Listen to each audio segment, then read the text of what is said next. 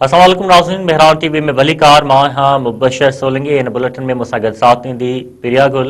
सब खां पहिरीं हिकु नज़र हेडलाइन ते। वफ़ाक़ी हुकूमत पीटीआई खे टीटीपी जे सियासी विंग करार ॾेई छॾियो। इतलात वारे वज़ीर अता तारड़ चयो आहे त पीटीआई टीटीपी जी सहूलियतकार आहे। तहरीक इंसाफ़ वारनि ते हमला न थींदा। उन्हनि इस्तिस्ना वठी छॾी आहे। टीटीपी खे हमेशह लाइ नीस ताईं नाबूद कंदासीं। इस्लामाबाद में प्रेस कॉन्फ्रेंस कंदे अता तारड़ वधीक चयो आहे त पाकिस्तान हक़ जे मार्के में कामयाबी हासिल कई ऐं पाण खां वॾे दुश्मन खे शिकस्त ॾिनी। मुल्क जो ॾेवालो निकिरण वारो हो। असां मईशत बचाई। 2025 मुल्क लाइ कामयाबियुनि जो साल साबित थियो।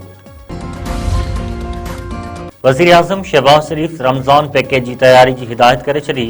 ईंदड़ रमज़ान ऐं गुज़िरियल रमज़ान पैकेज जे थर्ड पार्टी निज़ाम जे जाइज़े लाइ इजलास।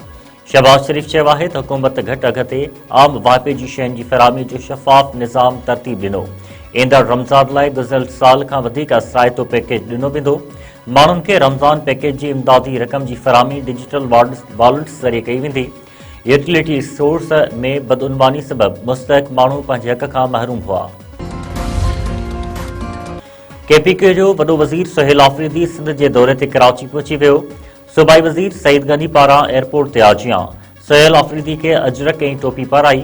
वज़ीर आला केपीके पार्टी सरगर्मियुनि में शिरकत, कॉम्पर्स ऐं सियासी अॻवाननि सां मुलाक़ातूं कंदो।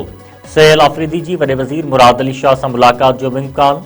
सिंध हुकूमत पारां पीटीआई खे जिन्ना ग्राउंड में जलसे जी इजाज़त ॾियण जो फ़ैसिलो। सूबाई वज़ीर सैयद नासिर हुसैन शाह चयो आहे त सुहेल आफ़रीदी सियासी सरगर्मियूं करण सां गॾु जलसो बि करे सघे थो। पीटीआई समेत कंहिं बि जमात खे पुरअमन जदोजहद खां नथो रोके सघिजे। जेकॾहिं कानून जी ख़िलाफ़ वर्ज़ी थींदी त मसइला पैदा थींदा। दोदापुर वेझो कारा जे इल्ज़ाम हेठि बिटो क़त्ल। ॻोठ आरिफ जखराणी में जवाबदार पंहिंजी भेण इक़बाला ख़ातून ऐं नौजवान ज़फ़र जखराणी खे बंदूक जा फायर करे क़त्ल करे छॾियो। पुलिस जो चवणु आहे त वाक़ियो कारा इल्ज़ाम हेठि पेश आयो आहे। वधीक जांच कई पई वञे। गढ़ी यासीन वेझो नौजवान जो गोलियूं लॻल लाश मिलियो। मक़तूल जे ॻोठ दोदो ॾेथो वासी नौजवान फराज़ अहमद ॾेथो लाड़काणो भरिसां दादू केनाल मां लाश हथायो। इस्पताल मां ज़रूरी कार्रवाई बैदि नौजवान जो मर्द घर पहुचण ते कुराम।